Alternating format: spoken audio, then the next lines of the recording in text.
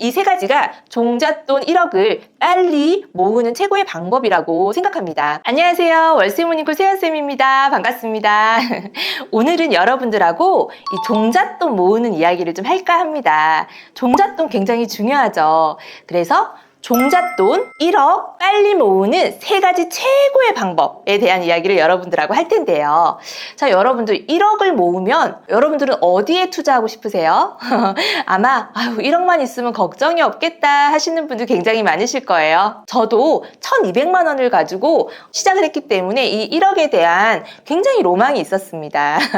근데 제가 이 1억을 모으면서 가장 느낀 것은 뭐냐면 이 세 가지는 기본적으로 1억을 모으기 위해서 뗄래야 뗄 수 없구나라는 깨달음을 얻었어요. 그리고 지금도 저는 실천하고 있습니다. 자, 이 세 가지 중에 가장 먼저 첫 번째는요. 아껴 쓰자입니다. 네, 아껴 쓰자. 여러분들은 어디에 돈을 많이 쓰고 계신가요? 살림도 해야 되고 나의 용돈, 또 가족들의 어떤 경조사, 많은 지출 비용들이 있을 거예요.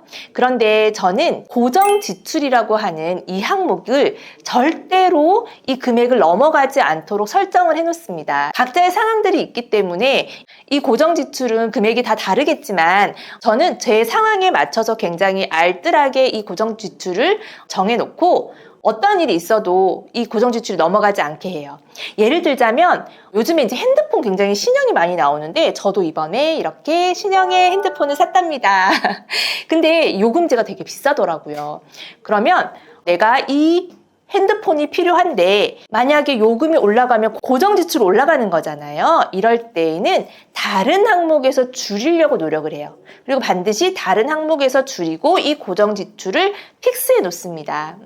이렇게 해서 저는 이 고정 지출을 늘리지 않는 것, 이게 가장 중요하다고 생각을 해요. 얼마를 버는지는 중요하지 않아요.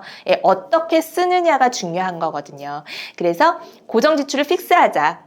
그리고 또 하나는 시간의 가성비가 있는 소비를 하자. 예를 들면 청소기를 한번 예를 들어 볼게요. 제가 이제 청소기를 사야 되는 상황이 됐는데 일반 청소기하고 로봇 청소기가 있어요.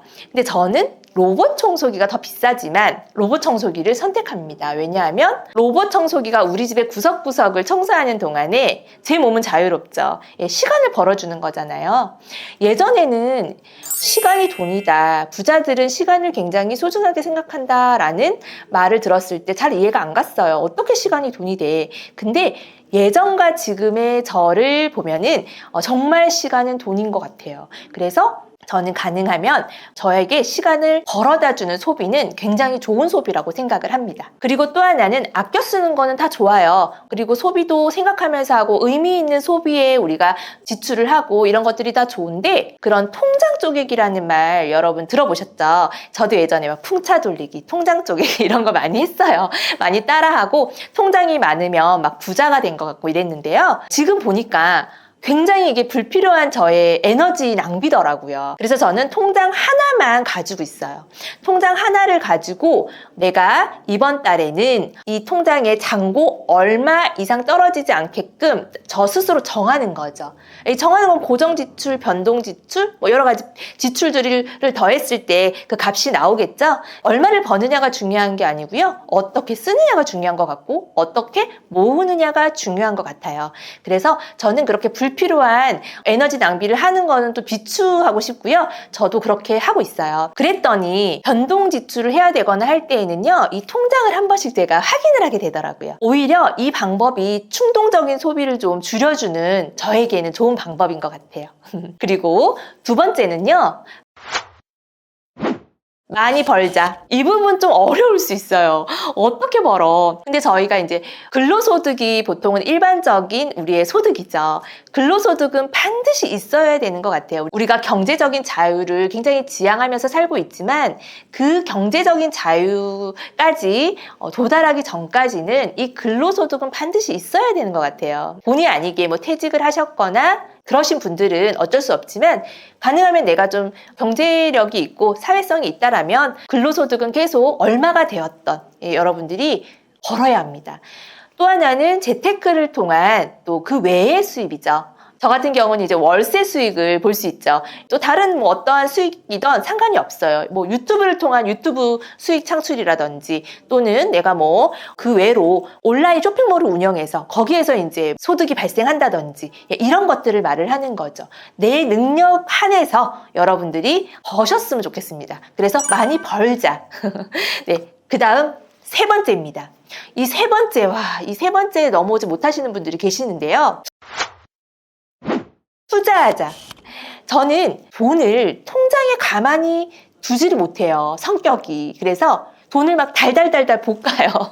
네, 돈이 조금만 있으면 이 돈을 어떻게 어디에 굴려야 될지 온 머릿속은 그 생각으로 사실은 좀 가득한 것 같아요. 예를 들어서 종잣돈이 똑같이 3천만 원이 있으셨어요. 이분들이 빠르게 1억을 모으려면 아껴 쓰고 많이 벌고 마지막 투자 여기에서 승패가 갈립니다. 근로소득만으로 그런 것들로 계속 모으기만 하시는 분하고 부동산이라든지 또는 뭐 주식이라든지 뭐 여러 가지 이런 것들로 내가 좀 투자를 해서 나의 종잣돈을 눈덩이처럼 계속 불리시는 분들이 계시는데, 자, 속도는요, 투자를 잘 하시는 분의 속도가 굉장히 빨라요.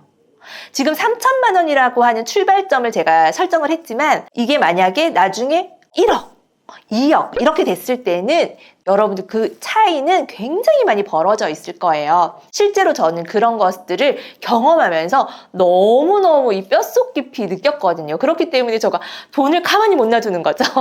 네, 다시 한번 정리를 하자면, 자, 아껴 쓰자, 많이 벌자, 투자하자. 이 세 가지가 종잣돈 1억을 빨리 모으는 최고의 방법이라고 생각합니다. 그러면 이 세연쌤은 짠순인가 봐 이렇게 생각하시는데요. 제가 돈을 쓰는데 아끼지 않는 부분이 있습니다. 예.